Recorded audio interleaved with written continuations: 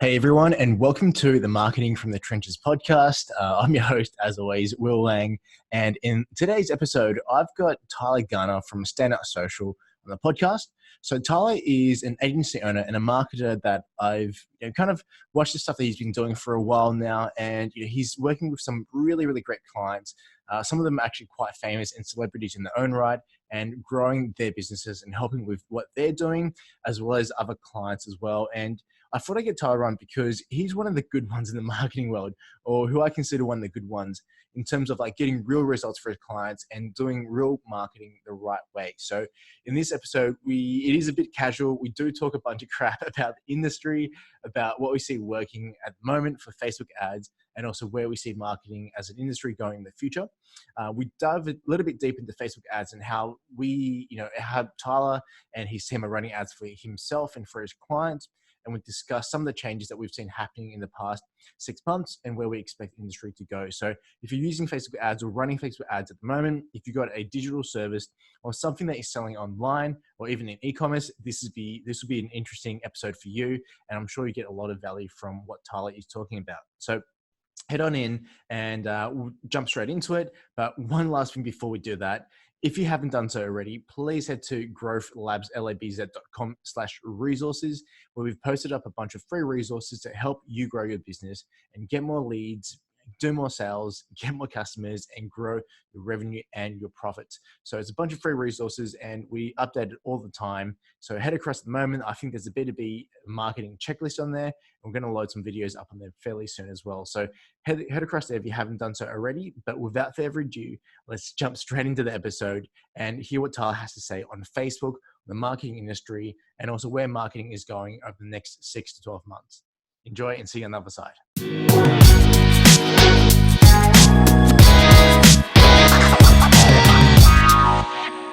Hey everyone, welcome back to another episode of the Marketing from the Trenches podcast. So on this episode, I've got my friend Tyler Garner from Standout Social, and this is one of those episodes where we're going to go deep into direct response marketing. Tyler runs an amazing agency who works with some fairly famous clients all across the world, and I'm sure if you name drops a few of them, you know who they are. So they're doing really, really good stuff in terms of Facebook ads, spending lots of money every single month on ad spend, and they have the finger on the pulse of what's going on. So Tyler, man, welcome on board.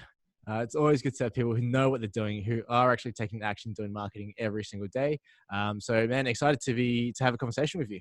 Yeah, thanks for having me on, man. Excited to chat further. Yeah, awesome. So just in terms of the episode as well, generally I'm going to start another format with these episodes where it's kind of like two marketers talking shit. So it's going to be good at that. It's going to be quite casual, and what we're going to do is we'll obviously have show notes and stuff in terms of what we talk about, but it's going to be a free-flowing conversation, because I think sometimes the best gems, or the best golden nuggets, kind of come through when you're having a conversation about some of the stuff we're doing for clients, what we've seen in the market. So there's going to be a bit more casual, not as structured, but I think it'd be a lot of good value by having you on here as well. So just for us to kick off, just to get us started, do you want to tell everyone your superhero origin story, like how you got up to where you are now? Yeah, cool. It's I mean, I wish it would be a little bit more dramatic. Like I almost died, and I was broke. And it was like the typical on a friend's couch and story. Yeah, 47 cents in my bank account kind of thing. But no, look, the way it all started was, oh man, I kind of just like chopped around a bunch of different jobs, never really knew what I wanted to do. I knew business was the route I wanted to take, but I didn't know where that led me. So I ended up in sales, because sales was always a skill that could lead into business, and I turned out to be good at it. I'm naturally competitive. So as soon as I knew that I could make as much money as I wanted to, I was like, cool, I like that idea. And getting someone from a no to a yes was always my thing. And at the time, I never realized I was going to translate to digital marketing. So anyway, went through about 3 or 4 different jobs, some good, some bad. Ended up at a company called Net Registry, pretty big company, was selling there. And I was just like, the reputation they had wasn't too good. And we had a guy there that talked about this thing called the Facebook Pixel. He was like some social media guru, which, guru maybe not, but he knew basic level knowledge and could educate us as the salespeople on it. And he started talking about this Facebook Pixel and all the things you could do. And at the same time, I just joined a couple of different entrepreneurial groups on Facebook and started listening to the podcast and kind of just started that journey. And started to join the dots that maybe Facebook is the route. Found a guy online who was making a bunch of money drop shipping. And I was like, I didn't just jump in and buy a course. To date, I don't even know if I've ever bought a course, but I know that that's where it all started. I was like, fuck, this guy's making like, can I swear? Yeah, it's fine. Okay, cool. Go for it. I was like, might need to edit that bit. I was like, I heard he was doing like 40, 50K months. I'm like, shit. I was like, I need to get a part of this. Didn't realize that kind of money could be made, especially like just selling shit online. So I started looking into it and started working with a dude who, one of the guys I've worked with, anyway, it turns out he knew how to build websites. And long story short, we ended up quitting that job, starting a digital agency together in websites and marketing. And, like any good partnerships, that didn't work. And so we split within about 3 months, and God knows what he's doing now. But, from there, I went all in on Facebook. I could have either just gone back to a job and stuck in sales and maybe tried to make it work on my own. But I was like, nah, fuck it. I'm going to do this. I'm committed now. I'm all in. I'm going to go for it. And so started my own thing. And eventually, fast forward 2.5 years, we've worked with some celebrity brands. We've worked with actually quite a number.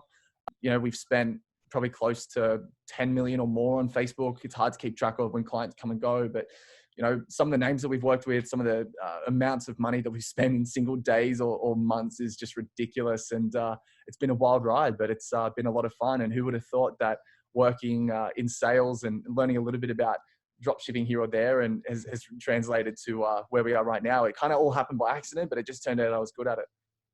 Yeah, nice. It's actually, man, it's actually really funny because I was kind of the exact opposite. Like I hated sales, sucked so bad at sales. Like literally, I was scared picking up the phone. Like I could not sell over the phone at all. And I bought every single course out there. Like, I just dropped so much money on courses. Yeah. And after you go through, a few of them and you spend like 30 grand on courses, like a lot of this is bullshit. Like it's the same recycled content over and over again. These guys have no idea, probably haven't done it themselves. So I think there's going to be a whole thread around that.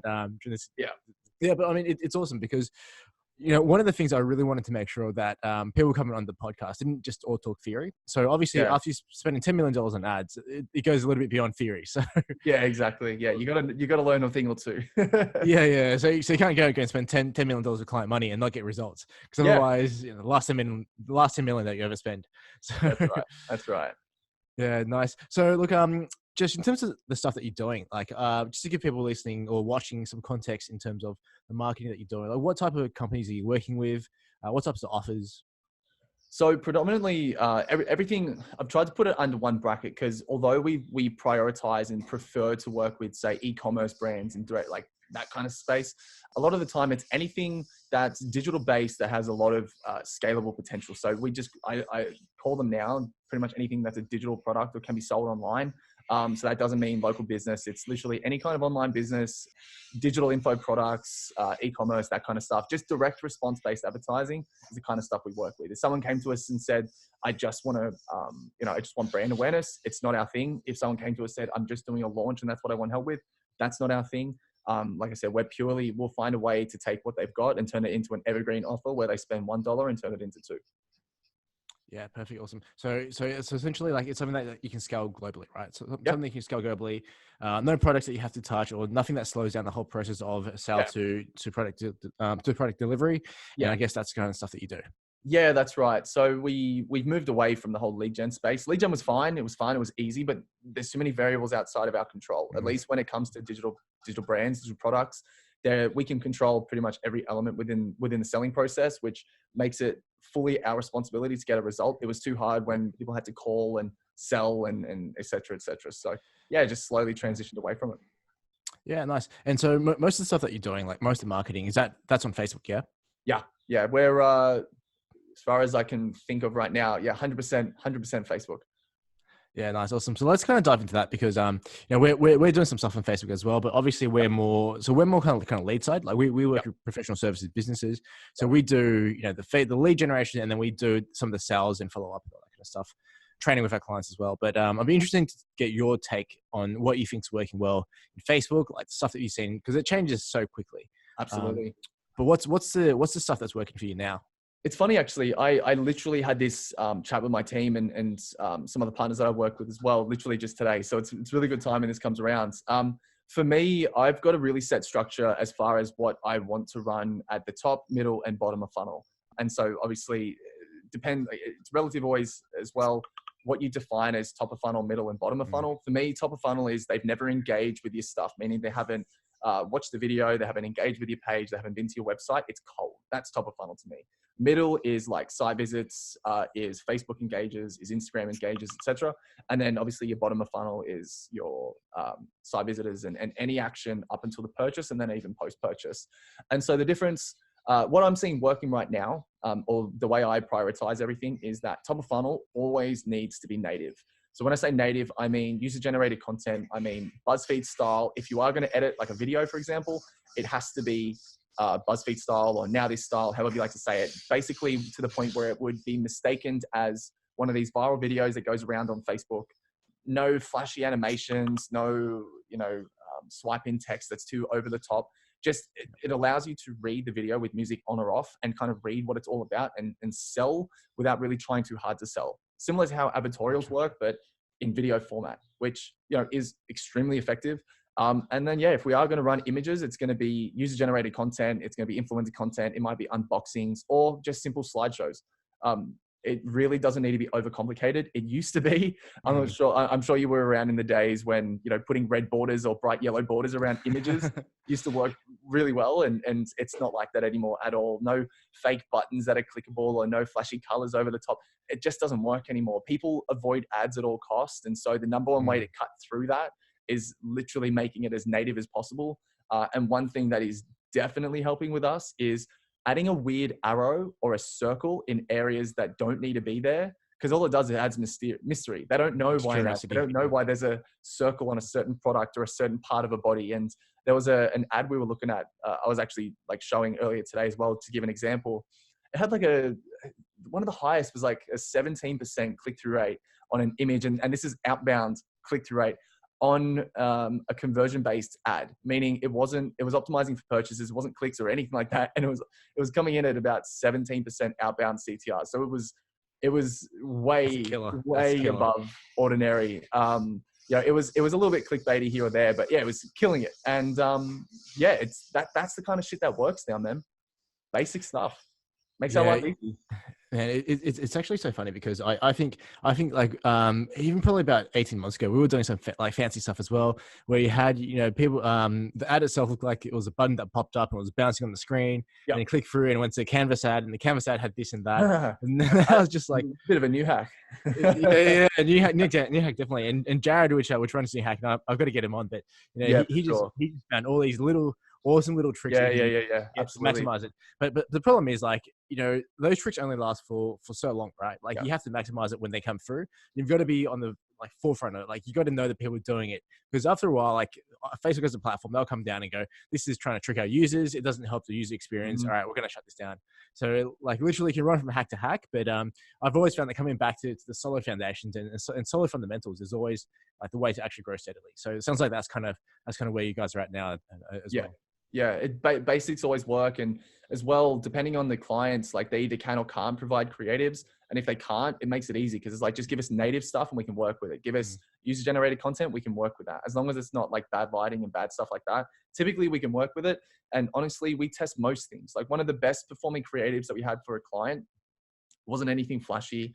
No edits whatsoever. It was just this old guy holding a bottle of the product, and it was down, so his double chin was showing, and it was just an awful photo, and people resonated with it. They bought from it. And so it doesn't need to be complicated. It's so overcomplicated by every guru and everyone else pushing out there. I mean, viral style videos work, but once again, that's case by case dependent, and we're not going to go into the nitty gritties of that. So I just keep things native, and if there's one thing people can learn from, it's just keep things native. Yeah, awesome. Yeah, I think the other message that you had was really good, that you kind of went over really quickly. It's just testing, testing a whole bunch of different variations. So, for example, like I think a lot of the gurus, right? They're shouting from you've got to be doing videos, everything, blah blah blah. But I recently tested an ad for ourselves, like to actually get more leads, and I tested video versus still image into a few different demographics and countries. Yep. And funnily enough, in the US, because on video I've got the Australian accent, the video performed worse than the actual image itself. So it's not always, exactly. So it's like, it's not always, case by case. This is exactly how it works across the board. There are different scenarios and there are different cases of it. Yeah. So that testing bit, I think, is super important as well. And I think a lot of people starting out don't do that enough. and they just Yeah. go, look, this guru or this guy who sold me the course said this template's going to work. So of course it's going to work. Like, no. Yeah. Yeah. 100%. There's nothing, templates only work until everyone starts using them, and then it no longer works really.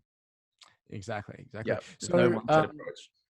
yeah, exactly, man. So yeah, let me get back to something that you said in terms of like how you guys learned to do marketing, right? Because you didn't buy any courses or anything like that. Yeah. So what's the way that, like, how have you been able to keep up with trend, and how have you been able to learn so quickly? So I've been asked this before, and it's actually quite funny. I never knew how to answer it because I was like, I actually have no idea what I've done to get to the point where I'm at right now. Obviously, one thing that you said earlier, you don't just accidentally spend 10 million without learning a thing or two. That's definitely helped. That doesn't help people though who don't have 10 million to spend. So, I went through basically every marketing book I could find, everything people recommended. Fortunately, I've got a sales background, so a lot of what you learn in sales can actually be applied into marketing too, either pre-sales or post-sales. Like marketing can, like what you learn about sales can be applied into marketing in one way or another. Then there's two areas, and this is what I try and teach people as well, whether it's consulting or whether it's my team. There's two areas that you need to get good at. For Facebook specific, there's two areas you need to get good at in order to make it work. One is a fundamental understanding of marketing and psychology, because without that, you're never going to know how to do anything and how to solve a problem or take on a new client and how to fix the problem that they currently have. But then the second one is technical fundamental understanding of the platform. Read their I don't even know what to call them, policies, but not just their policies. Like read their guides on how their system works, how their bidding system works, how their auction system works, how certain creative work, why videos are more preferred, how all the different technical aspects of this platform operates, so that you can marry together the technical knowledge of the platform and then put that together with marketing fundamentals and psychology fundamentals. You can't go wrong. Like that is literally the only way that I've gotten to where I am, because I haven't taken a course, I haven't learned from anyone. I've just either asked smart people questions and learned from them. I might have watched, the occasional video when I first got started. I mean, I couldn't even remember now if I did or not, but I'm sure I would have at some point. I would have either spoken with smart people who are way smarter than me, and I still reach out to this day and speak with people who are way smarter than me. And, you just learn from each other. I learn from my team. I learn from the people that work for me, different things as well. Like you never know everything. And as long as you stay as a student, you'll constantly get better. And I never feel like I've learned it all. And yeah, it's just been a combination of books, studying, constant research, constantly asking why and how can this improve, and ongoing testing. Really, it sounds like a lot, but it's a pretty simple process. Yeah, exactly. No, I think there's a good quote from Tony Robbins where the quote must be like "success leaves clues" or Yeah, something like that, right? Where it's like, so I think most of the people listening to this, they're a small business owner, may or may not be in the marketing industry, probably not, hopefully not.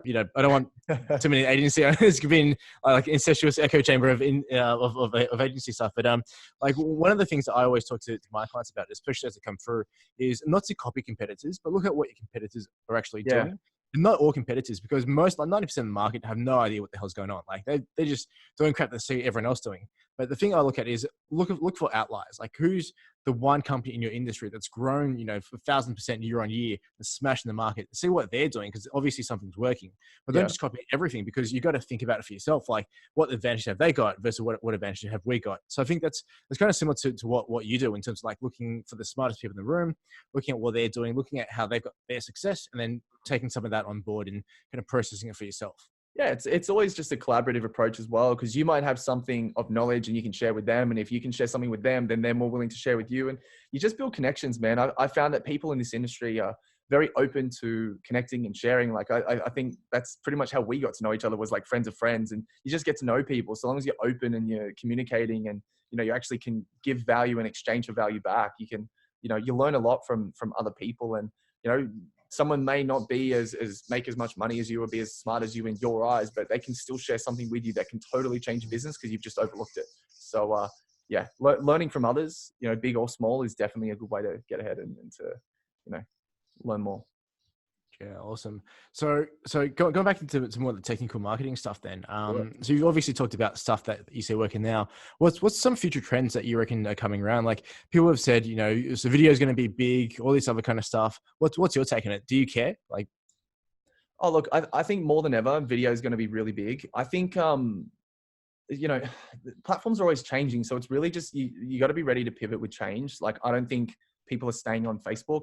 I know a lot of people are going crazy about TikTok. I personally think that even though TikTok will get big as far as like a platform, I think that a lot of the people who are current buyers, or at least a sophisticated market, won't end up there. I personally couldn't care less about TikTok, nor if I was on there for a purely marketing purpose. There's no way I'd buy anything off there, just based on the theme of like that platform kind of thing. Where I think marketing is going, I think once again, it's very native. I think things are going to get harder as far as rules and whatnot, but I just think that how you position an offer is going to be probably the most important thing. And you see it now. You can't just offer a discount and expect people to buy. People are happy to buy, but when money dries up, people are still going to have problems they want solving. When, you know, an inevitable recession hits, and all the people are talking about it now anyway, like, things will get harder. It's never going to be an ongoing perfect picture. And so you just need to be able to find something, have a way to solve enough people's problems so that you can be recession proof. And digital marketing definitely allows you to do that. But, you know, it's kind of ironic for me to say this, knowing I purely only serve Facebook, but, you know, we can pivot at any time we need to. But, you know, it's just not getting stuck as a business only on one channel. Meaning, if you solely rely on Facebook as a marketing channel, that's all that you do, you get shut down, then you're gone. And it's only going to get harder. Like, Facebook is cracking down on so many things because they have to keep their investors happy, to keep the business happy. They're going to keep themselves, they'll keep tightening up as much as they need to, so that they can keep, you know, their company valuation as high as possible. So, you know, it's just being nimble. Strategically wise, I just think it's native. I think it'll continue to be native. I think that, you know, things are becoming easier to sell to people. I just think as long as you can position the solution more than the product, especially because costs are rising, that's what people want to see. Like, they were always wanted that. People just never needed to work so hard to get that sale. But I think with more aggressive testing, with better offer, better solution offering, I should say, then you're also going to see better results. I think it's going to head more in that direction. We're seeing that with a few clients. We're having to reposition their offers, or at least repivot who we're going after and re-angle it based on markets either drying up or competitors entering the market saying the same thing.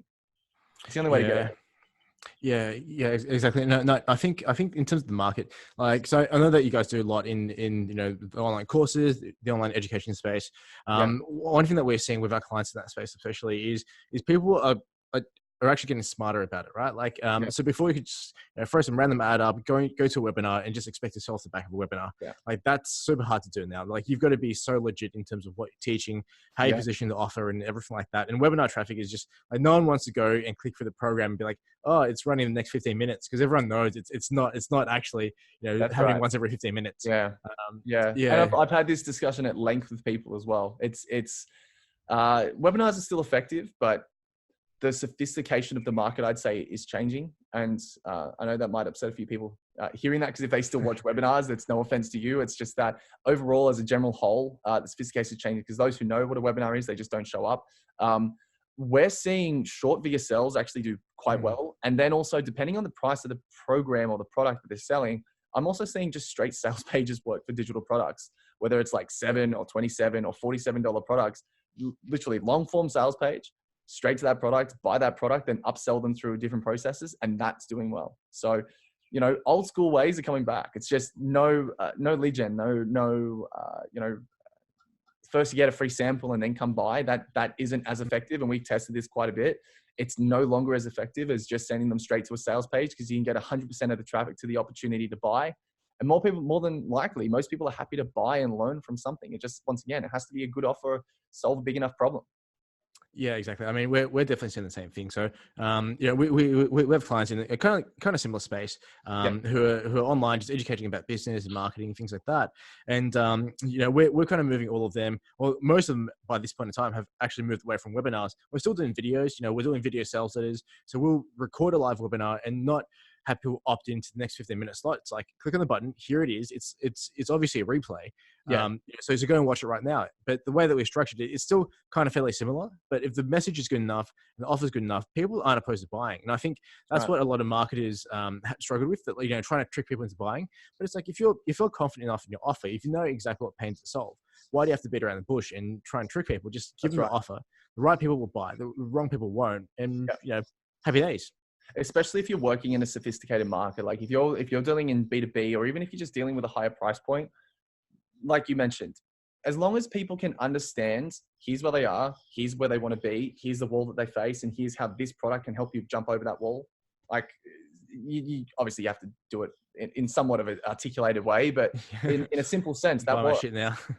yeah, Yeah, you can't. Yeah, you can't just roll around with like, "Hey, this is the best shit. Buy it now." But yeah, it's like yeah, if you have yeah, the, if you have like the right elements of it, if you talk about the pain and the struggles of dealing with solution, if you've got testimonials and social proof and risk yeah, reversals, like yeah. don't make it more complicated than it has to be. Like That's really. right. That's right. And people don't want to sit around for 20 minutes anymore and listen to your sob story. That's just been blasted. Like, sure, tell them who you are, establish your credibility, do all that. Yeah. Do it in about 2 minutes and respect their time, and let them know that you respect their time, and let them know that it's not going to be a long video if it isn't, or if it is going to be a long video, explain why. Like, let them know what they're actually going to get. Yeah. I find that videos that actually help, because I know there was a point, there was what was it? It was like sell the what, not the how. Mm, yep. I've actually found that to be the total opposite these days works Yeah. best. Show them the how, show them that it's hard to do it on their own, and then offer them that you can help them. And that is just as effective, or if not more effective now, because they've gone from being, locked out from any, like, this is how you can actually fix your shit, to now being like, here's how to fix it. Do you need help? Probably do. All right, cool. Let's work together. Like, yeah, it's funny. It's funny how times have changed. Yeah, look, I think it comes back to just respecting the marketplace. Like, Yeah. because if you think about it, right, like someone could show me a video on how to fix my car. I'm not going to try and fix my car. Like, I'm still going to take it into a mechanic. But Yeah. if a mechanic showed me trust. yeah, exactly. But if the mechanic showed me how they do it and their process, it's going to make sense to me. I'm like, okay, cool, I understand it now. And Yeah. since you're the one who showed me this stuff, well, why don't you guys do it? Because you're obviously an expert and you know what you're doing. Yeah. Yeah. To even go one step further, it's even better if you say, if you've got this car with this problem in this way, here's how you can fix it. If you can highlight exactly that, exactly how to fix that specific person's problem in the exact way and the steps, they still don't want to do it themselves. They'll still come to you, but at least it shows that you know their exact problem, not just how to fix a problem similar, but like the specificity. The more specific you go, if you know that much about the problem that you can solve, then yeah, you'll be light years ahead of everyone else. Yeah, awesome. That's it. So look, that was great, man. Like just talking about stuff that you see working, trends are good. What else are you guys working on? That's kind of interesting. God, what's kind of interesting right now? Well, we're building for Black Friday, man. Black Friday is going to be a big one. Yeah. We've tested a couple of different things with a few clients. Just recently, like short promo bursts, just to get an idea of how the market will respond. Kind of like just trial runs, either new releases or flash sales, flash promos, literally like 48 hours at a time or whatever. Once again, just to make sure that the audiences that we do have built are ready and willing to buy things. They just need to be given a good opportunity to. And so, yeah, we're pretty much just prepping for Black Friday now and making sure that our clients, stock levels are ready. And, coming into Q4, it's just been nuts. Anyway, we've seen a big increase in performance in October versus September. September was absolute nightmare. Facebook had a few technical issues. I'm not sure if you experienced it, but yeah, man, it was September 10 or 11 onwards, and it just fucked up the entire month. And so, yeah, things are recovering, which is good because now we can start pushing and start scaling again. And yeah, we've had a new guy join the team, and he's a beast. And so it's just about getting him on board and getting everyone working in synchronicity. But yes, it's all what do you call it? All steams ahead, all guns ahead. What's the thing? I don't even know what's full speed ahead. I don't know. Ahead. That's the one. That's the one. Man, losing my head here. No, yeah, that's the one. Full speed ahead into Q4, man, for sure. Yeah, awesome. Yeah, and if you're doing the e-commerce stuff, like Q4 is such a big battleground, right? It's when all these big companies with huge budgets come in, and I think it's like an interesting time because I think the good marketers, that's when they stand out. And the marketers who aren't so great or who bought a course and just using templates, they're just like, why is my template not working anymore? That's right. Yeah. It's going to be interesting to see what you guys do during Q4. Yeah. Well, dude, the funny thing is the whole process isn't too hard. Once again, like at the end of the day, you've got to have something people want to buy. And if you don't have something people want to buy, they're not going to buy it before Christmas, after Christmas, in the middle of the year ever. So as long as you've got something that's good, and we typically only work with people anyway who have either some sort of market validation, so it clearly serves a purpose, or is something that genuinely helps people and we can see how it can help people. They're typically the ones that we work with. So it makes it really easy for us because it's just like, cool, here's the person, here's the problem, and here's the solution. Here's how we're going to sell it. And so makes it easy in Q4, just to keep pushing the solutions, or finding a way to package it up that people want to buy it around this time of year. Yeah, nice, awesome. Hey, so as we start wrapping this episode up, a question I always ask everyone is, what should I have asked you but I haven't? Oh shit, that's a good question. Oh God, I don't know, because I'm pretty open with shit. So if you ask me something, well, okay, let me spin this back on you. What's one question that you wish you asked me that you haven't? Ooh, nice. I like that. I like spinning the question back. I've got nothing else. Yeah, well, maybe because we kind of had a chat about this in terms of in terms of stuff that you're doing, especially with some of the clients that you've got on board. What's your take on courses and also course pricing? That's a really good question. Courses and course pricing, I think courses are great. I think that they will always be needed. I think a lot of people try and push hate on them because they're a part of the demographic who's been through a course, or they stand against it because they feel like they don't want to be a guru, which once again, I totally relate to. But at the end of the day, if you can genuinely help people and people genuinely get value from what you have to offer, then you'd be foolish not to sell it, because not only is it like totally digital and makes your life super easy, but people, as long as people are getting a result out of it, it's it works and it's helpful. I mean, it's ironic for me to say that because I don't actually have anything myself, but I do think, I do think they're worthwhile. And I do think that those who have them, I mean, there's a lot of people out there who have courses that most definitely have courses, but those that, there are a few out there who are genuine experts in what they do. And, they don't get enough credit. They definitely don't get enough credit because they are genuinely smart dudes who should have more, more credibility or more awareness. But unfortunately, unless you're flashing the Lambos and the Gucci and the Rolex watches or the AP watches, people aren't going to pay attention. So, it's the industry. It's the industry. Yeah. But yeah, no, that's my take on it all. I think I don't think it's going anywhere anytime soon. The approach might. Yeah, I think the approach has definitely changed, but I mean, it's like the industry itself is just getting bigger and bigger. It's going to be what, $18 billion in the next 2 or 3 years or something. It's huge. And I think what's happening as well is a lot of the traditional universities and stuff like that, they're dropping. Like their membership numbers are, not going as great because people are just realizing like I can pay $100,000 for a degree and I'm never going to use it. Like, what's the point? Why don't I just go and buy like even a $2,000 course and get what I need to do and learn the rest from experience? Yeah, save myself 4 years. Yeah, learn from someone who's actually doing something practical right now, and at least it's a foot in the door then. Exactly. Yeah. It's funny actually. Speaking of university or college, neither of the guys that I've hired or the people even before then, have I ever asked for what qualifications do they have or anything like that. I just go, have you done this before? Do you have case studies or references? If so, great, let's work together. Like that's it. It doesn't, if whenever I'm hiring, trust me, I don't need to see your resume of here's where you studied and here's your honors and all that. It's not going to make a difference. And it's not just you, it's like huge corporates as well. And this is a story I don't think I've told that many people, but so what happened was I took 7 years to do a 3-year degree because I was just partying my head off, right? I bounced around from 3 or 4 different universities. I transferred every time I was going to fail a subject and they were going to kick me out, and it just took me so long. And one thing that happened was I started working for a big corporate, and I happened to be working for them as I was finishing my last 2 years of university. And I went into a graduate program. And so during the graduate program interviews, they never asked me, have you finished your degree? Like, what have you actually done for your degree? I just said, yep, I'm, and I did IT in uni, which is true. I did it. I still was doing it. But no one asked me, like, can you see that piece of paper? That is so funny. And yeah, it's just nuts because I didn't need a degree and they taught me everything from scratch anyway, because it was a graduate program. Like everyone assumes that you get out of uni with no knowledge. Yeah. So like, why would you bother paying $50,000 and spending, 4 years of your life going through something that's got almost no intrinsic value?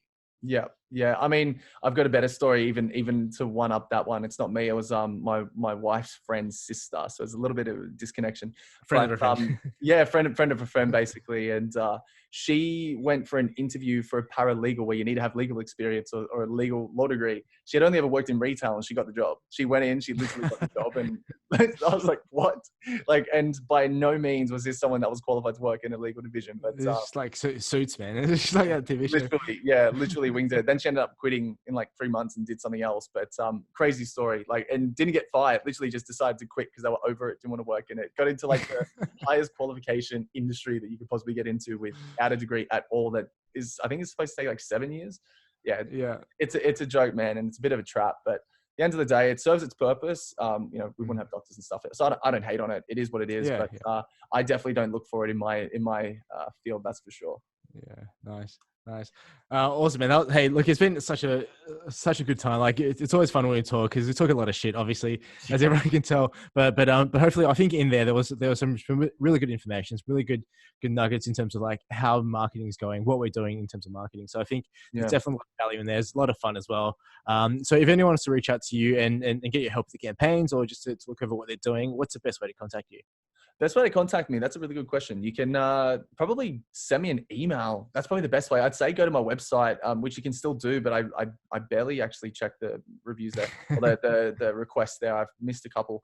But the website's www.standoutsocial.com.au. So there's the .au at the end. That's the website for you to check it out, and you can reach out there. And I may find it. I'm supposed to work with my dev team to get that sorted.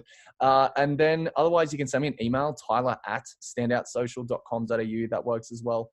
Or you can be my friend on Facebook. And I managed to snatch the bit.ly link for my name. So it's just bit.ly/Tyler Garner, all one word. Nice. So, yeah. All lowercase. It's case specific and it's all lowercase. So yeah, you'll be able to find me that way as well. Awesome. Very cool. Hey, so dude, thanks so much again for coming on. For everyone watching and listening, hope you guys got some value out of it. I know that we discussed, some pretty cool stuff around like testing, what Tyler's doing in terms of marketing for himself and his clients and stuff like that. So I think there was some really good quality information in there. And it was just a really good, fun chat. So hope you guys listening or watching had as much fun listening as we did having this chat and just talking shit. If you liked it, please subscribe on whatever channel you're on or whatever platform, whether it's YouTube or iTunes. Leave me a review and let me know if you like this type of episode or this style of episode or whatever content you want to see. And again, catch you guys and girls all on the next episode. Thanks for having me.